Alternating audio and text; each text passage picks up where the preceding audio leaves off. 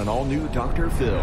Her ex-husband was a former priest. He had an affair with a massage therapist. She's also a life coach. So your theory is she coached him right over at her house? Exactly. Now she faces off with her ex. The counselor told me you were the worst narcissist they have ever seen. As long as I kept a roof over your head, you loved me to death. And his new wife. She needs to leave the room. Can she speak? I don't care if she speaks or not. You have to be quiet. No, I don't. She has wanted to love you. This is the wonderful marriage that I apparently split up, right? You don't know the first thing about this marriage. Let's do it. Have a good show, everybody. Here we go. This is a safe place to talk about hard things. Stand by. We'll count you down. I'm trying to be an emotional compass and point you in the right direction. 5, 4. I am not giving up on you.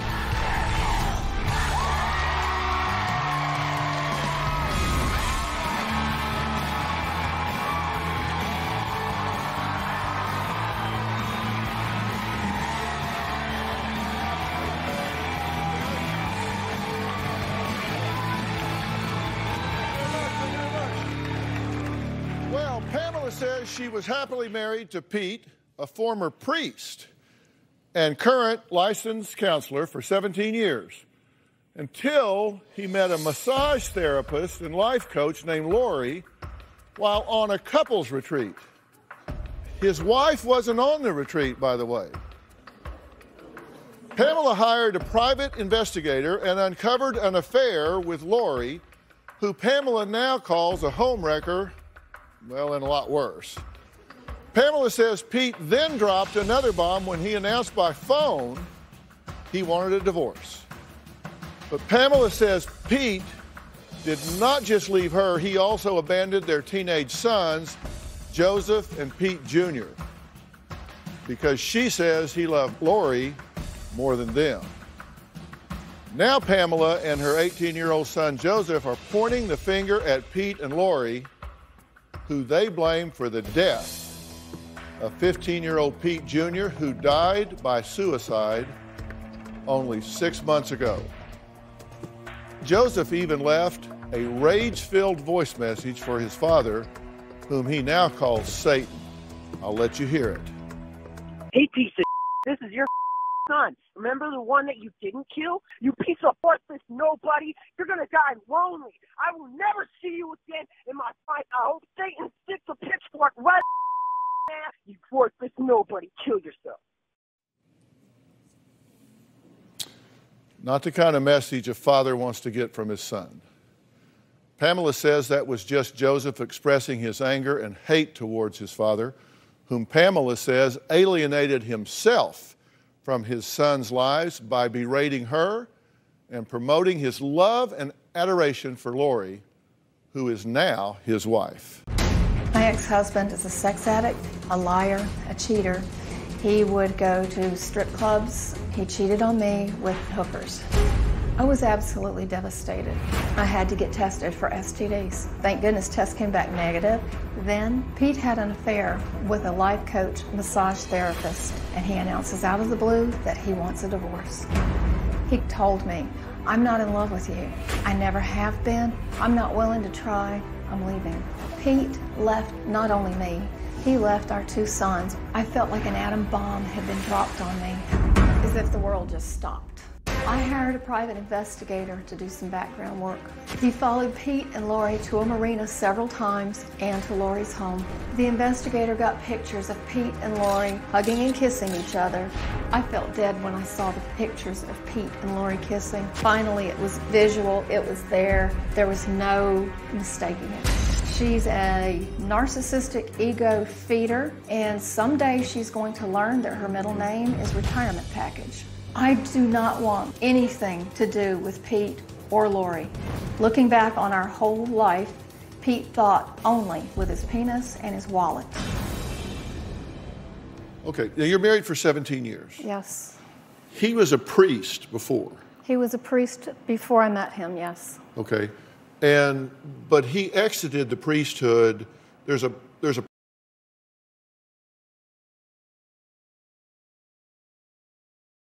proper way to do that, an improper way to do it. He went through the process to extricate himself from that with their blessing, correct? Yes.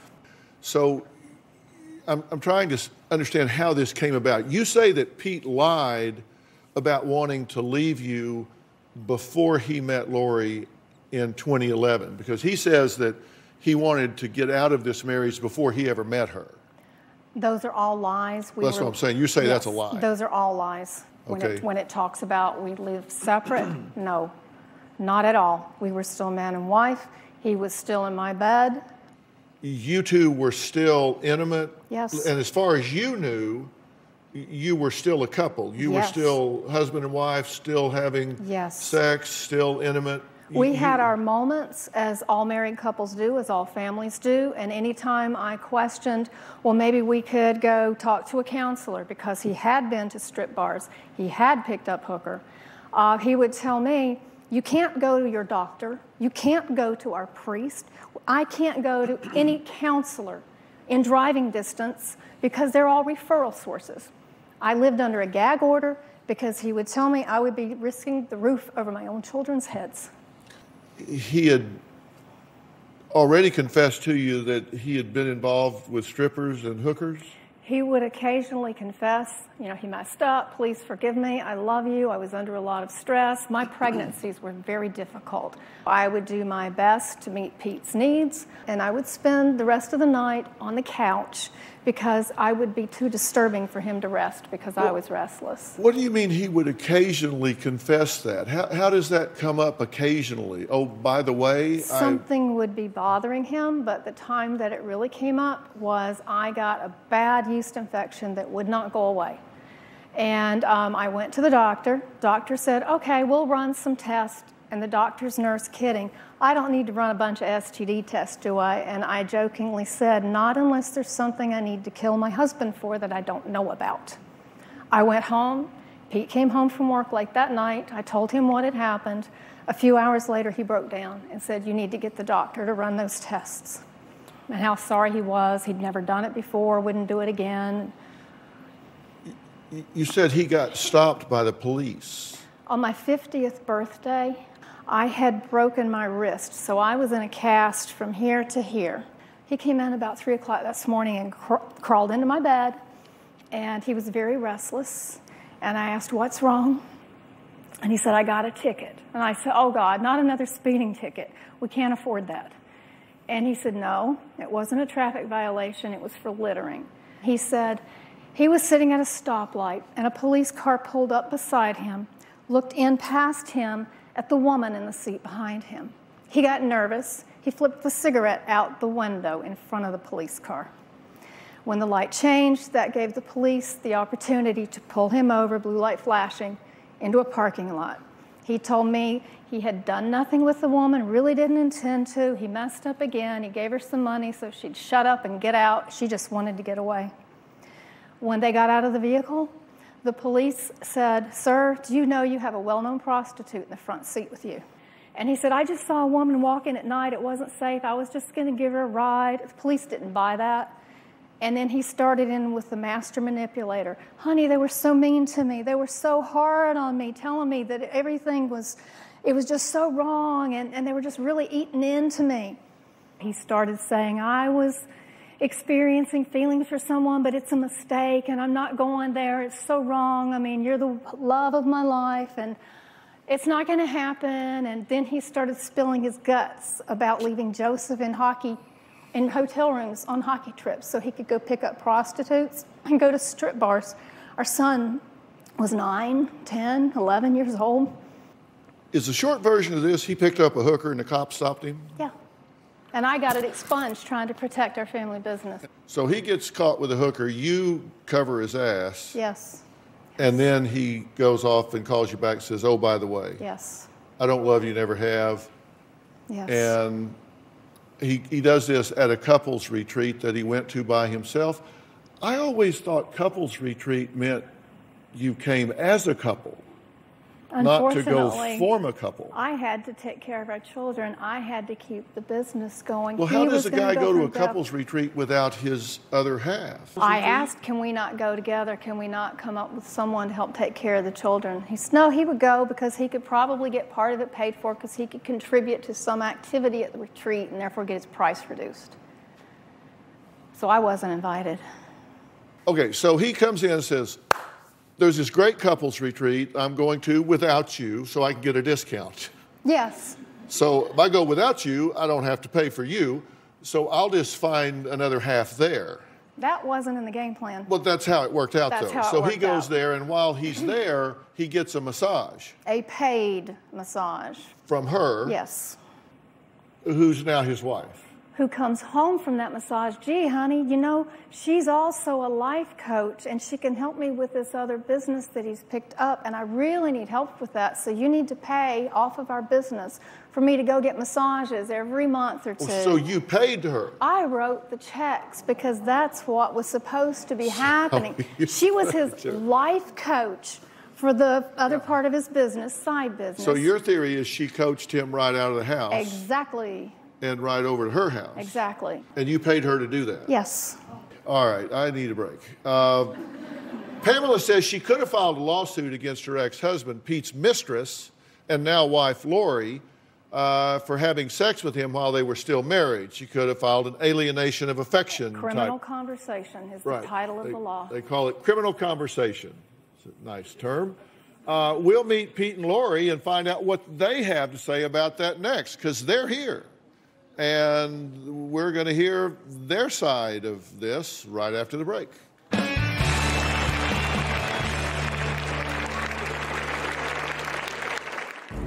Pamela has become a pitiful victim. There's no fury like a scorned wife. With Lori, I have a teammate, I have a partner who I don't feel is just sucking the life out of me. And later, do you believe that she would want your son to be dead? Yes. You sorry son of a bitch! Lori destroyed our family. We were fine until Pete started seeing her as his life coach and massage therapist. One time, I grabbed my cell phone and dialed his, and I picked it up. Hit the call list. Lori, Lori, Lori, Lori, Lori. I said, that's it. What type of a person leads a married man, a father, away from his home, his wife, his children? What kind of a person does that? Lori is a homewrecker. Well, Pamela says her ex-husband Pete walked out of their happy 17-year marriage after he started an affair with his massage therapist and life coach, Lori. But Pete says, no, wait a minute. Pamela set him up by agreeing to separate and live as single people and then hired a PI to catch him cheating. But he says, no, we were on a break. Pete says Pamela threatened to sue his then mistress Lori for $375,000 for alienation of affection and criminal conversation because she had sex with Pete while he was still married. Pamela has become a pitiful victim. She is a dependent woman that I rescued emotionally, financially, and socially. We were not a good match. Thank you. I fell in love with Lori because I did truly discover my soulmate. Lori and I have everything that I tried desperately to create with Pamela. I am also a fan of massage, and she was a licensed masseuse. Pete is amazing. He's my very best friend. I really do like that dress. Do you? Yeah. We miss each other very much during the day. When we're together, we walk and hike. Pamela set Pete up, even though she told him that they were separated. She hired a PI to follow him and find him at my house. She wanted to prove that he was being unfaithful. Pamela tried to sue Lori for adultery. There's no fury like a scorned wife. In our state, the spouse can sue you for alienation of affection, meaning stole his affection from her. She wanted $375,000. There is no case there. We did not have a loving marriage. We were separated under the same roof well before Lori even entered the picture. With Lori, I have a teammate, I have a partner who I don't feel is just sucking the life out of me. Okay, so you've been listening to the show so far. She's saying that right up until the day you left to go to this couples retreat, that you weren't separated, that you were in fact actively engaged in an intimate relationship with her. Mm-hmm. Is that not true? Yeah, that is not true, Dr. Phil. So, well, wait a minute. So she's lying about that? That's correct. Okay. No, I am telling the truth. I've never wavered and will not. The retreat was in September of 2011. We had been sleeping separate. I was sleeping upstairs on a mattress on the attic floor, probably from about the beginning of that year. So for 9 months? He began sleeping on a mattress upstairs sometime after I broke my arm on October 17th, 2011, because just like with my pregnancies, was too disturbing for him to get the sleep he said he needed to work. It did not stop him from coming down, sitting on the couch at night, loving scratching backs with our kids sitting right there with us, going up, having sex in our marriage bed, and then eventually later on, some nights he would go on upstairs. Okay, now listen, I'm just trying to get the facts here because you do counseling, right? That's right. You have to deal with the facts here. Yeah. Somebody's not telling the truth. I hate he said, she said scenario. I understand how you feel. I was sleeping upstairs. I'm not saying that we never, ever had intimate relationships. What I'm saying is that it was very dissatisfying, very unhappy, and it didn't happen the way that Pamela is saying it. But you did come downstairs and have intimate relations with her. On rare occasions. Okay, was one of those rare occasions right before you went on this couples retreat without your wife? No, I don't believe so. Yes, it was, and after he came back repeatedly. Did you have relations with her after you came back from the couples retreat you went to without your wife? Well, first of all, it was not a couples retreat. It was an individual retreat that I went on seeking discernment for my life. And I came away from there with the conviction that my marriage was not viable. It would have been nice if my husband had shared that information with me. Yeah. I did. No. You've got a very selective memory. A narcissist alters reality to fit what they need, and you have been diagnosed by the counselors you took me to. They told me you were the worst narcissist they have ever seen, and when I came home and said that, you said they used the N word. They were out to get you, and I was not to go back to either one of those counselors. I've never been diagnosed with narcissism. I have ran a successful practice of counseling for 20 years. I have many client testimonies to testify that I am an honest, good-hearted man. I didn't lie. As long as I paid and kept a roof over your head and 3 squares on the table, you loved me to death. This is the wonderful marriage. I have only seen you one time. Because you refused. I've lived under your gag order our entire marriage. No more. Truth and love are going to win out here. Thank God it will. And you're coming out on the short end of the stick, sweetheart. No, sir. And later, I have to tell you, that's the most stunning answer I think I've heard in as long as I can remember.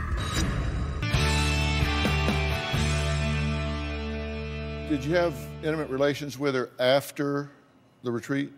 Yes. No, the last time was in August of 2012. But I had been sleeping separate. Not all the time.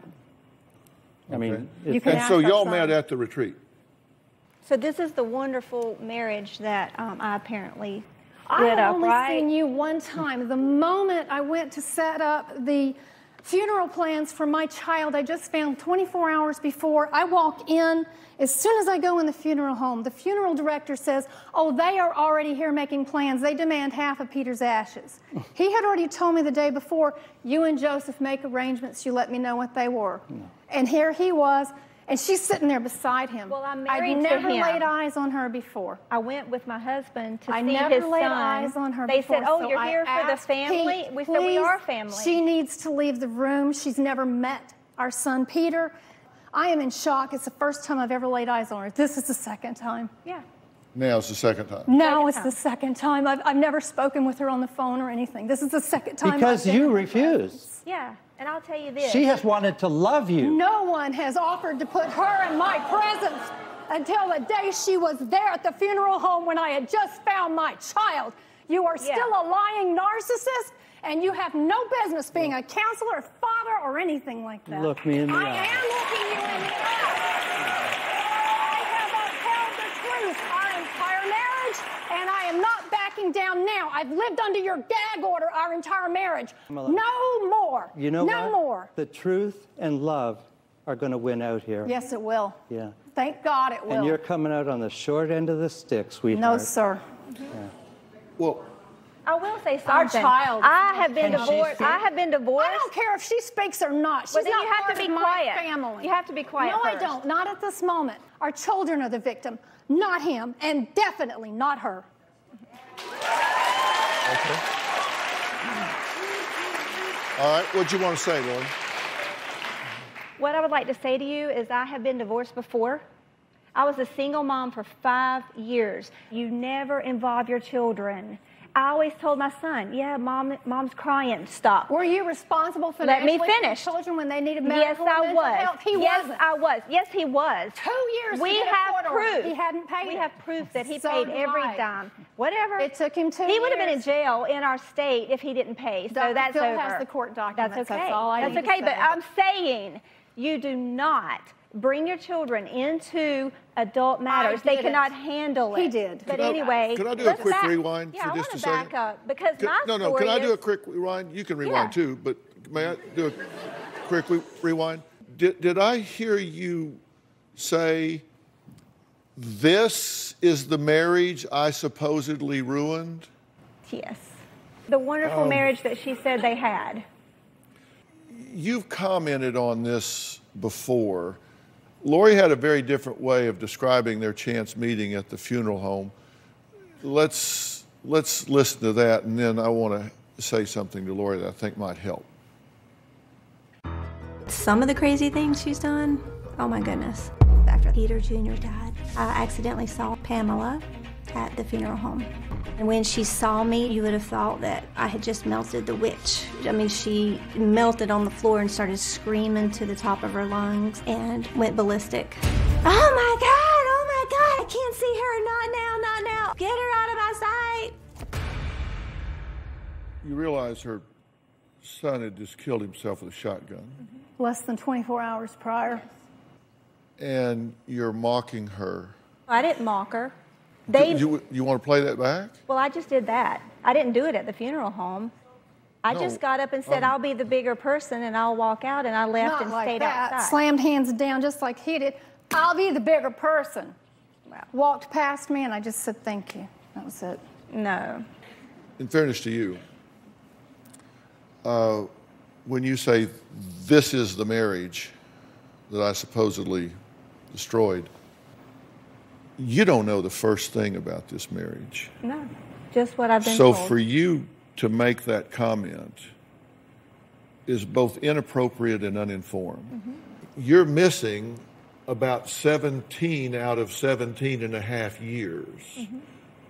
So for you to say, this is the marriage I broke up? Well, I was listening to what she was saying, and she was saying how he had frequented strip clubs, he had done this, he had done that. To me, that I don't know what broke up in my your own multiple deduction, marriages. I don't No, believe that that's a good marriage. I don't know what broke up your multiple She even marriages, said it. but in mine, we changed our vows to until death us unite, not part. I was raised, love forgives. You know not the meaning of the word forgiveness, Pamela. I do. No, you don't.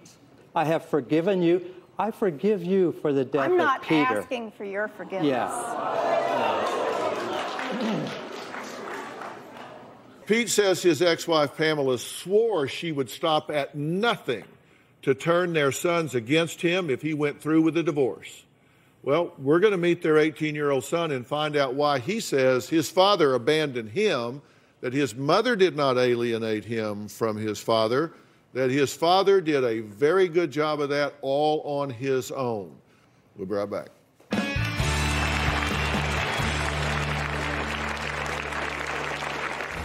I think my dad is Satan. Hell yes, I'm angry and disappointed with my dad. I hold him responsible for my brother's death. I think Lori's the homewrecker and she's a whore. And later... I have my own opinion. No, you don't. You are her surrogate spouse. I have my own opinion. He is a surrogate spouse to this woman.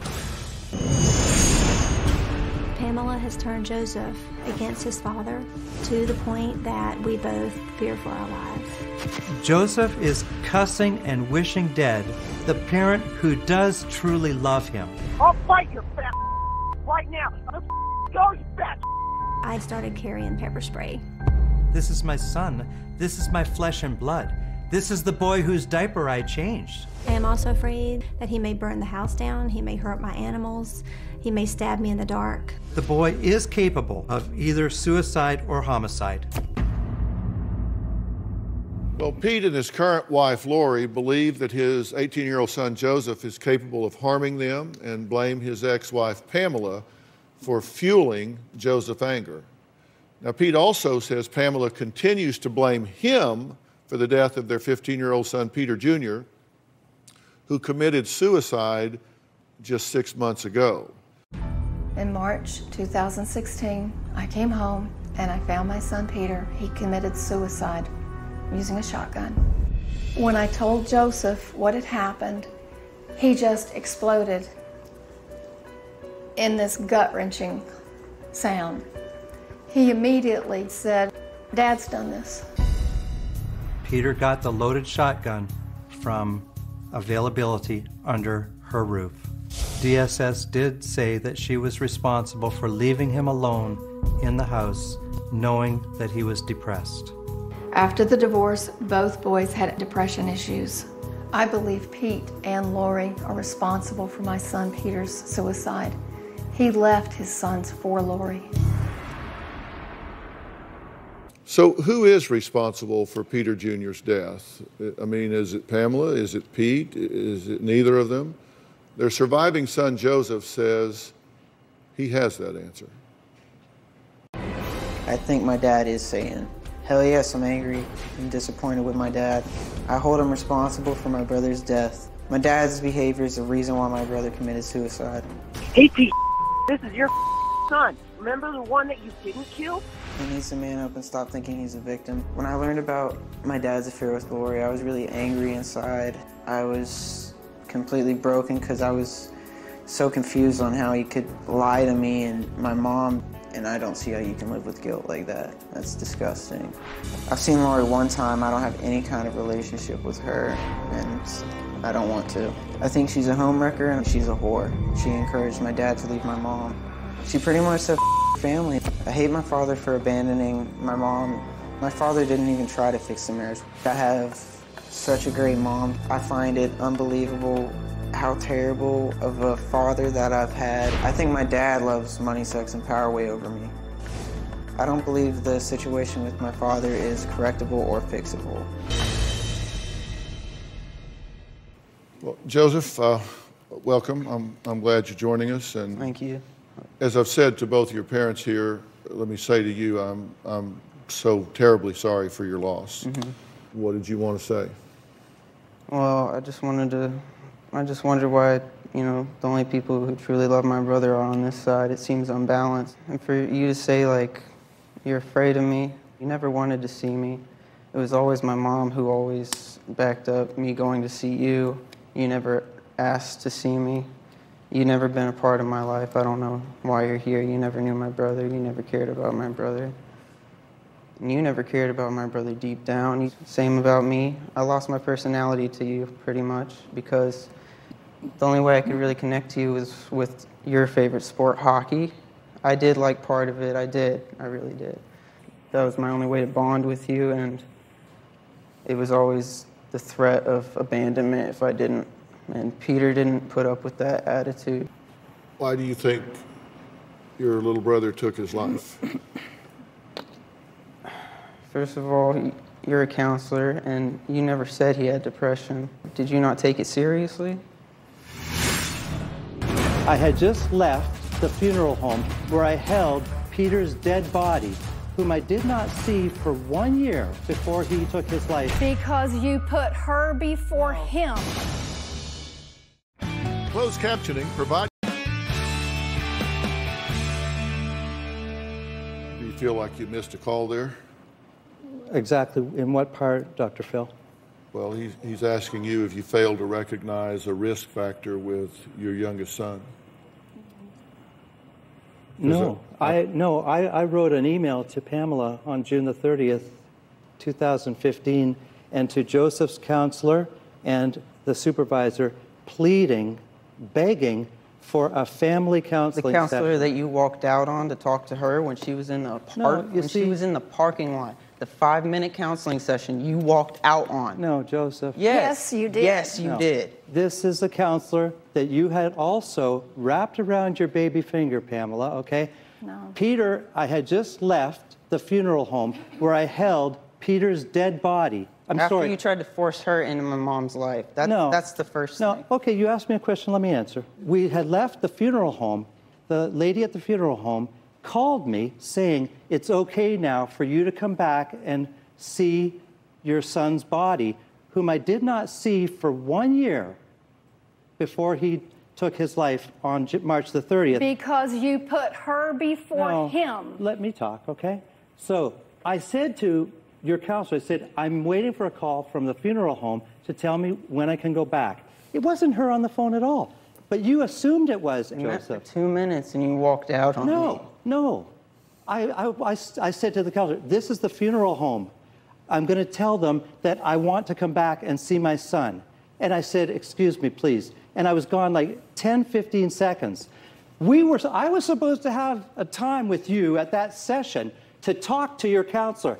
We all went together. Pamela went in and spent 50 minutes with your counselor and allowed me the last 10 minutes. That is an absolute lie. No, I went look, in less than 5 minutes, and that counselor escorted Joseph out to the car to me. You are a walking, living a lie. narcissistic liar that has to rebuild your own truth because the truth itself does not live in you. You are a breathing lie, okay? That's my summation of you. That's fine. I don't care what your summation of me is. What I care about is our children. Yeah, but you know what? Your lies have caused this boy to I have my turn own against me. opinions. I have my own opinions. No, you don't. I do. You are her surrogate Yeah, I do. spouse. I have my own opinions. My dear friends, he is a surrogate spouse to this woman who... They don't care what you think. Oh, yeah. Okay, hold on.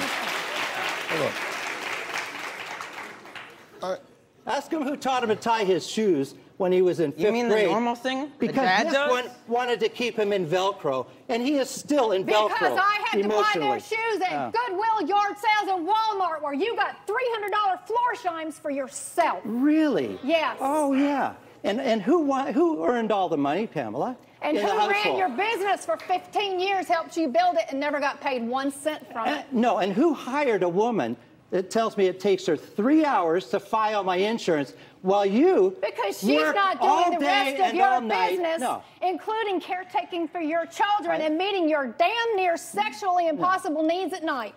Oh. I have never, ever heard one answer the question the way you just answered it. That's the most stunning answer I think I've heard in as long as I can remember.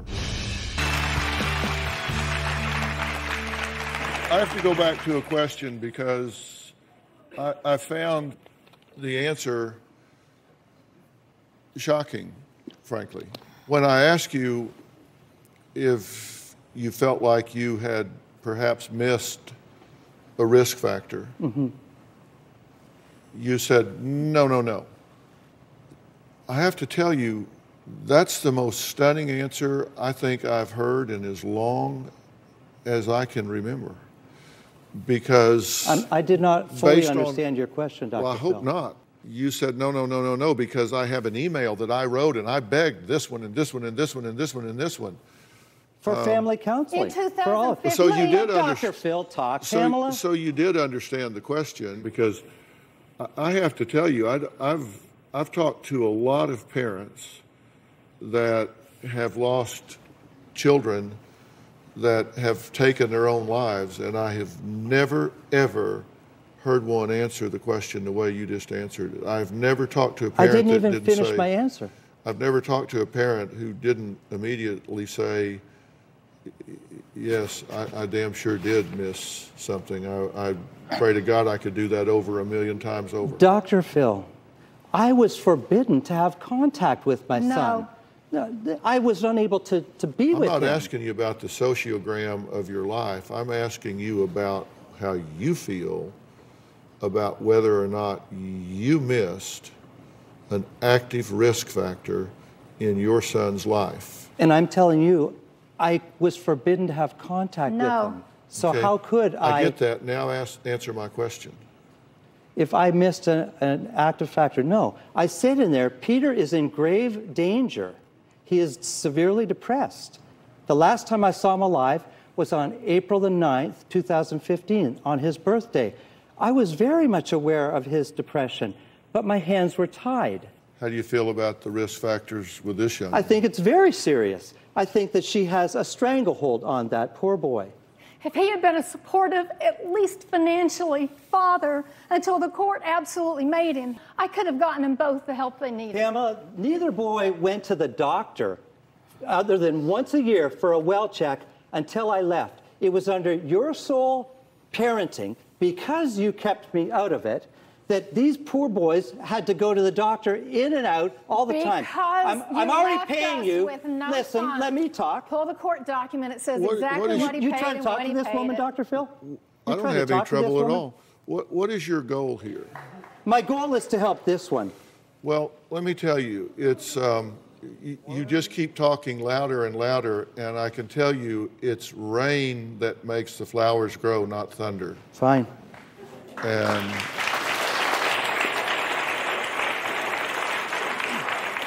Pamela and Joseph are blaming Pete for the death of his 15-year-old son, Pete Jr., who died by suicide.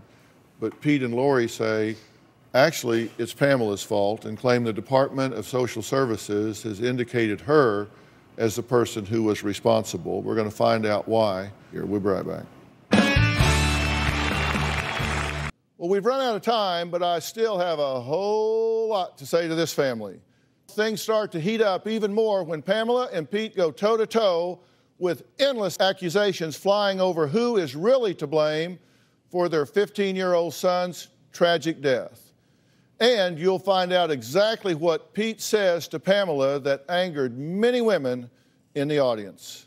Plus, we'll talk to Pete's sister, Audrey, who also comes out of the gate with her own set of accusations. I want to thank all of my guests today. We'll see you next time. Thanks. All right, thanks, guys.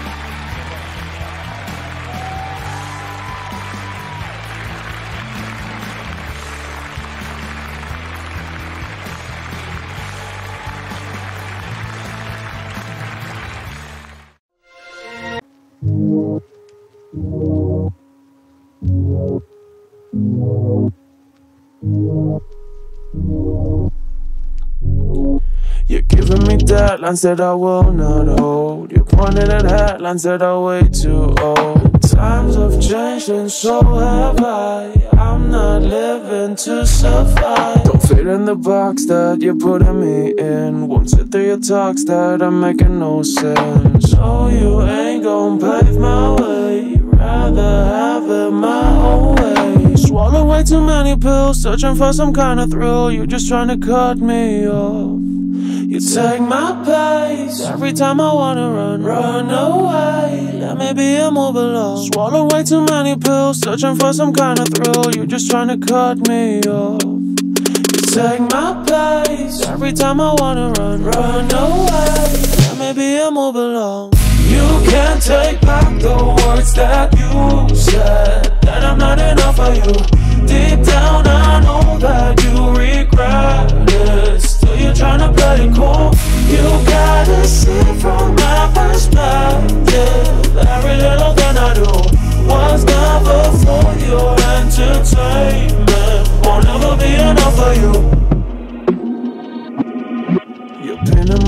lecture without a muse and giving me lectures about what I should do.